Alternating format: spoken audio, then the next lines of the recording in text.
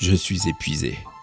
Je n'ai quasiment plus de force et le peu de raison qu'il me reste m'abandonne. De toute façon, ça fait longtemps que ma raison n'est plus. Ça fait 4 mois exactement que ma vie a basculé dans un véritable cauchemar. Et tout ça à cause de toi. Je te regarde là, gisant dans tout ce sang qui a éclaboussé tous les murs de la pièce. Souriant, anormalement calme.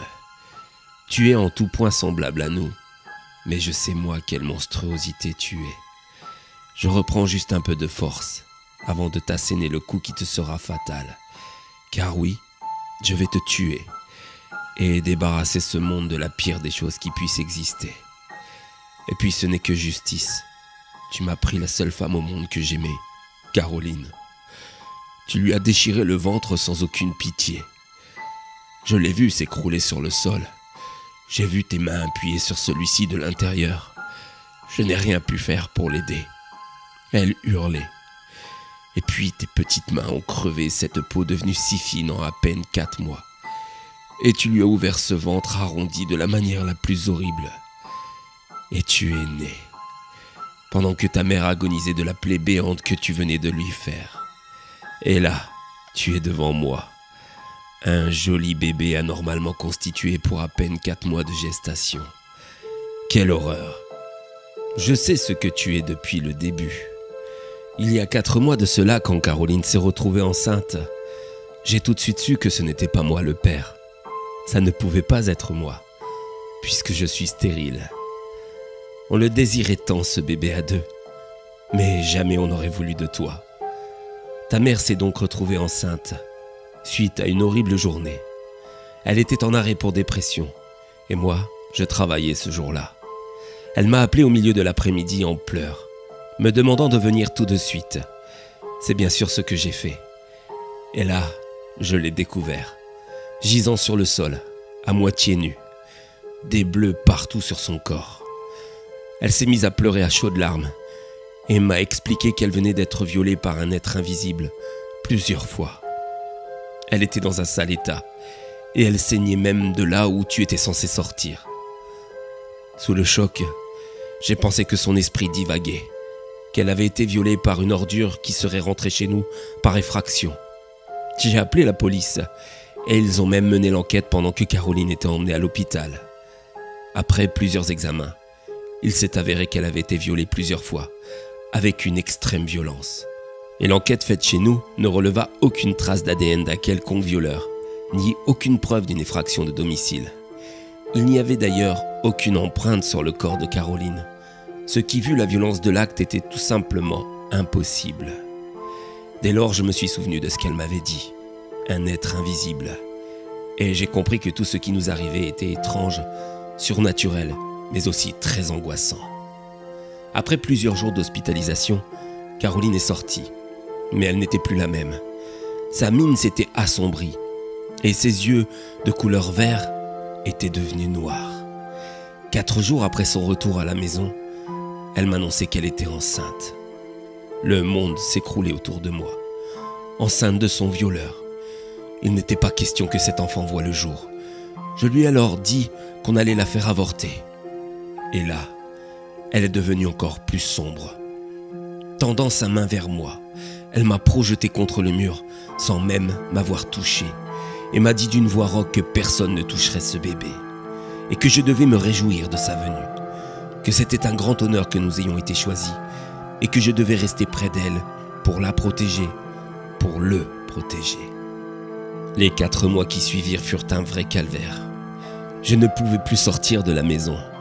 Elle usait de cet étrange pouvoir pour me cloîtrer ici. Et les rares fois où j'ai essayé de te nuire in utero, elle me l'a fait très chèrement payer, me faisant souffrir de tout mon être. Je l'ai vue s'arrondir de manière anormalement rapide, arborant dès 2 mois le ventre d'une femme enceinte de 9 mois. Je l'ai vue te choyer, caresser son ventre, en te parlant d'un dialecte que je ne comprenais pas. Mais je savais déjà qui tu étais, avant même que tu ne sortes. Et j'ai attendu patiemment que ma femme, tant aimée, ne puisse plus m'empêcher de te tuer. Et c'est arrivé cet après-midi. Tu lui as déchiré le ventre pour naître. Et là, tu restes calme, au milieu de toutes ces viscères, attendant que je m'occupe de toi. Je vais le faire, mais pas de la manière que tu crois. Je récupère juste assez de force pour t'éclater ta petite tête de nouveau-né, car ces 4 mois de souffrance m'ont épuisé. J'ai été chercher ma masse au garage, et dans quelques instants je vais te tuer. Ainsi, le 7 janvier 1993 est né le fils du malin, mais il est mort le même jour. Allez, petite saloperie, espèce d'ignominie. Il est temps de... Quoi? La masse se soulève toute seule. C'est toi qui fais ça, espèce de...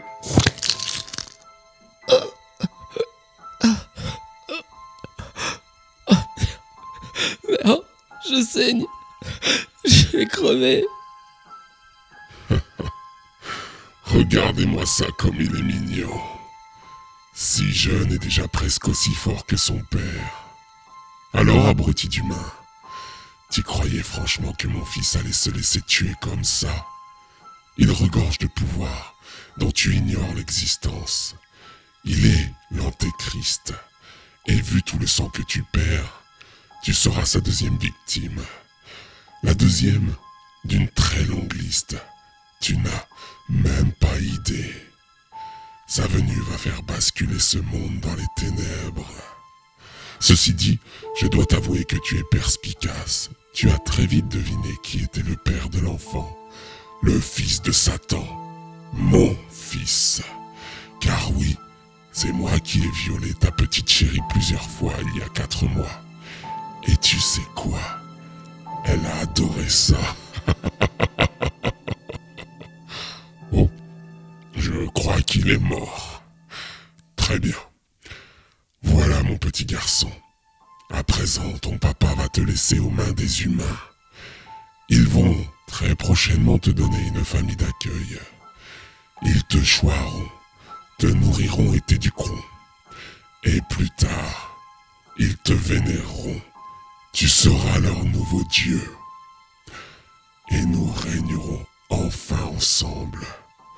Allez, à bientôt mon petit Toby, car c'est sous ce prénom qu'ils vont t'appeler et qu'ils feront de toi le maître du monde.